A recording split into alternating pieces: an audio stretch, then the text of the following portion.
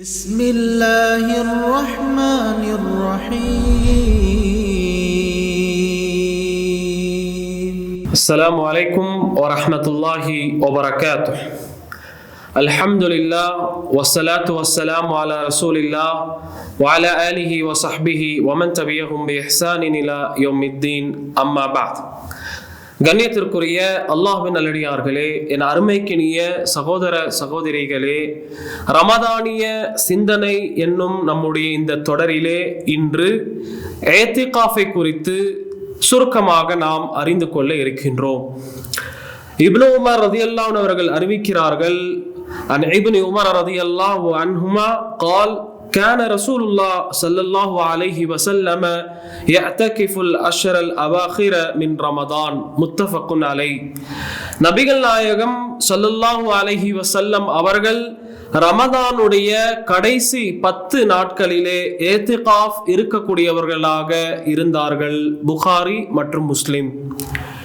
இந்த ஹதீஸ் இஅ்திகாஃப் இருப்பதை பற்றி, இஅ்திகாஃபினுடைய சிறப்பை பற்றி இந்த ஹதீஸிலிருந்து நாம் அறிந்து கொள்ளலாம்.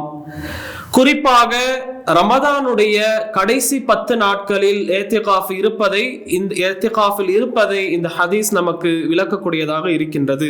இஅ்திகாஃப் என்றால் என்ன? அல்லாஹ்வை வணங்கி வழிபடும் பொருட்டு பள்ளிவாசலில் தங்குவதற்கு இஅ்திகாஃப் என்று கூறப்படும். அல்லாஹ்வை வணங்கி வழிபடுவதற்கு பள்ளிவாசலில் தங்கிவிடுவதற்கு இஅ்திகாஃப் என்று கூறப்படும்.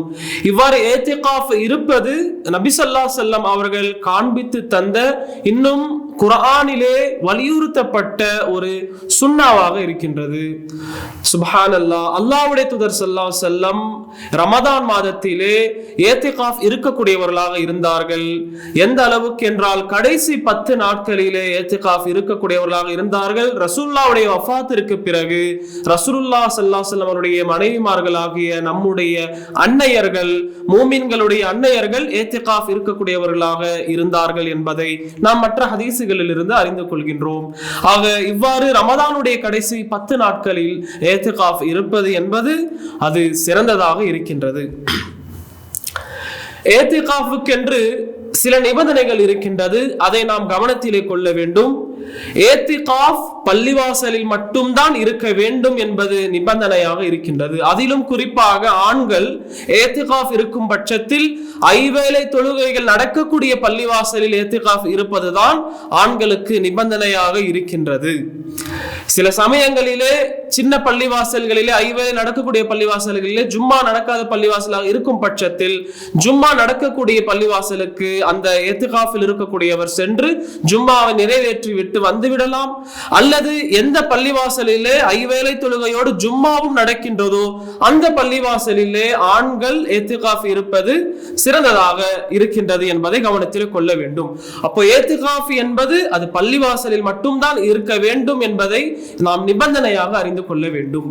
பெண்கள் இஅ்திகாஃபில் இருக்கலாமா என்று கேட்டால் இருக்கலாம். பள்ளிவாசலிலே அதற்கான அரேஞ்ச்மெண்ட் செய்யப்படுமே என்றால், பெண்களுக்கு பாதுகாப்பு மற்றும் பள்ளிவாசலில் அதற்கான இஅ்திகாஃபிற்கான ஏற்பாடு செய்யப்படுமே என்றால் தாராளமாக பள்ளிவாசலிலே இஅ்திகாஃப் இருக்கலாம் என்பதை நாம் கவனத்திலே கொள்ள வேண்டும். சரி, இப்பொழுது இஅ்திகாஃபிலே இருக்கக்கூடியவர்கள் என்ன செய்ய வேண்டும் என்றால், 20வது நோன்பு முடிந்தவுடன் அந்த மாலை 21வது அந்த மாலை நேரம், அதாவது 20வது நோன்பு முடிந்து விட்ட பிறகு அந்த மாலை நேரத்திலே அவர் என்ன செய்து விட வேண்டும்? எங்கு இஅ்திகாஃப் இருக்க நினைக்கின்றாரோ அந்த இடத்திற்கு சென்று விட வேண்டும். மற்றும் 21வது காலையிலே ஃபஜர் தொழுது விட்டு இஅ்திகாஃப் இருக்கக்கூடிய இடத்திற்கு அவர் நுழைந்து விட வேண்டும். இது இஅ்திகாஃப் இருக்கக்கூடியவர்களுக்கு இருக்கக்கூடிய சுன்னாவாக இருக்கின்றது என்பதை நாம் அறிந்து கொள்ள வேண்டும். இன்னும் கண்ணியத்திற்குரியவர்களே, இவ்வாறு இஅ்திகாஃபிலே இருக்கக்கூடியவருக்கு சில விஷயங்களை அவர் பேண கடமைப்பட்டிருக்கின்றார். சில விஷயங்கள் தடுக்கப்பட்டதாக அவர் மீது இருக்கின்றது. அதிலே முதலாவது விஷயம், குடும்ப வாழ்க்கையில் ஈடுபடுவது என்பது இஅ்திகாஃபில் இருக்கக்கூடியவர்களுக்கு தடுக்கப்பட்டதாக இருக்கின்றது. அதே போன்று இன்னும் இஅ்திகாஃபில் இருக்கக்கூடியவர் தேவையின்றி அந்த பள்ளிவாசலிலிருந்து வெளியேறக்கூடாது. தேவை, மனிதனுக்காக ஏற்படக்கூடிய தேவை, அதாவது அந்த பள்ளிவாசலிலே மலஞ்சலம் கழிப்பதற்கான வசதி, போதுமான வசதி இல்லை என்றால் அவற்றுக்காக வெளியேறி சென்று விட்டு வந்துவிடலாம். இன்னும் குளிப்பதற்கு போதுமான வசதி இல்லை என்றால் வெளியே சென்று குளித்து விட்டு வந்து விடலாம். பள்ளிவாசலிலே அந்த வசதிகள் இருக்கும் போது அவர் பள்ளிவாசலிலே அது இருக்க வேண்டும். தேவையின்றி பள்ளிவாசலை விட்டு அவர் இத்திகாஃபில் இருக்கக்கூடியவர் வெளியேறக்கூடாது என்பதை கவனத்திலே கொள்ள வேண்டும். இன்னும் இத்திகாஃபில் இருக்கக்கூடியவர் அவருக்கு யாரும் சாப்பாடு கொண்டு வந்து தர முடியாத சூழலில் இருக்கும் பட்சத்தில் சாப்பிடுவதற்காக அவர் தன்னுடைய வீட்டிற்கு சென்று சாப்பாடை வாங்கிவிட்டு வந்து சாப்பிட்டுக் கொள்ளலாம் என்பதையும் நாம் கவனத்திலே கொள்ள வேண்டும். அதற்காக அவர் வெளியேறவும் செய்யலாம் என்பதையும் நாம் இங்கு கவனிக்க கடமைப்பட்டிருக்கின்றோம். ஆக கண்ணியத்திற்குரியவர்களே, இப்படி தேவையின்றி இத்திகாஃபிலே இருக்கக்கூடியவர்கள் வெளியேறக்கூடாது. எந்த அளவுக்கு என்றால், ஒரு நோயாளியை சென்று நலம் விசாரிப்பது ஒரு இபாதத்தாக இருக்கின்றது. இன்னும் ஜனாசாவிலே கலந்து கொள்வதும் ஒரு இபாதத்தாக இருக்கின்றது. அந்த விஷயங்களுக்கு கூட இத்திகாஃபிலே இருக்கக்கூடியவர் வெளியேறக்கூடாது என்பதை கவனத்திலே கொள்ள வேண்டும். ஆக கண்ணியத்திற்குரியவர்களே, இப்படி இத்திகாஃபிலே இருக்கக்கூடியவர் அல்லாஹ்வுக்காக தன்னுடைய அந்த நாட்களை அல்லாஹ்வை வணங்குவதிலே அவர் செலவு செய்ய வேண்டும்.